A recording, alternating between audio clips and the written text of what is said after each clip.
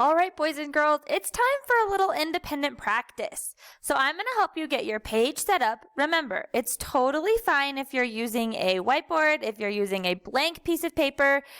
Ask your mom and dad for any type of writing utensil and paper. I'm sure they've got something. So what I'm going to do here, I'm going to title this Math, and I'm going to use this throughout the day. So I'm going to go ahead and put my date in the outside corner. Today is the 12th of November, 2020.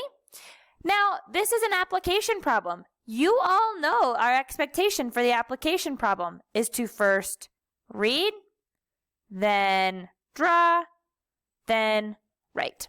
Here's what I'm going to do. I'm going to read this for you so you can all hear it like a reader.